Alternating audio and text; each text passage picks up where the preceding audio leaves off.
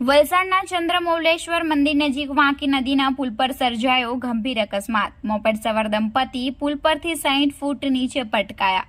વલસાડના અટકપાડી national highway પર 24 કલાકમાં બની ચોથી અકસ્માતની ઘટના। આજરોજ વલસાડના પારનેરાપાડી નેશનલ હાઈવે નંબર 48 પર બનેલી અકસ્માતની ઘટનામાં અજાણ્યા વાહન ચાલકે કારને ટક્કર મારતા કાર રસ્તાની બાજુમાં ચાલી રહેલ મોપેડ સાથે અથડાતા મોપેડ સવાર દંપતી પુલ પરથી નીચે પટકાયા હતા। સમગ્ર ઘટનાની મળતી વિગતવાર માહિતી મુજબ સેન્ટ્રો કાર નંબર MH04FR0037 માં સવાર પરિવાર મુંબઈથી વલસાડ આવી રહ્યા હતા અને નેશનલ હાઈવેના ત્રીજા ટ્રેક પર પોતાની કાર હંકારી રહ્યા હતા।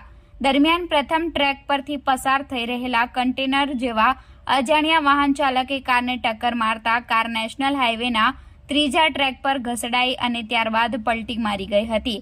જોકે આ દરમિયાન ત્રીજા ટ્રેક પર મોપેડ નંબર GJ15DB3786 પર સવાર દંપતી પારડીથી વલસાડ તરફ આવી રહ્યા હતા, જેમની મોપેડ સાથે કાર ટકરાતા મોપેડ સવાર દંપતી વાંકી નદીના પુલ પરથી અંદાજિત 60 ફૂટ નીચે પટકાયા હતા।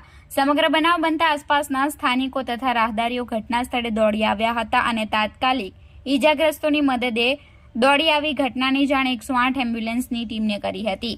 સમગ્ર બનાવ બનતા નેશનલ હાઈવે પર અકસ્માત જોવા મોટી સંખ્યામાં રાહદારીઓ ઉમટી પડતા નેશનલ હાઈવે પર ટ્રાફિક જામ સર્જાયો હતો।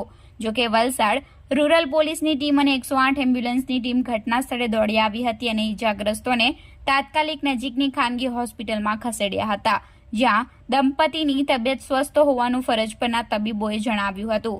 આ બનાવને પગલે રૂરલ પોલીસે ક્રેઇનની મદદ લઈ નુકસાન પામેલ કારને સાઈડે કરાવી વાહન વ્યવહાર સામાન્ય કરાવ્યો હતો।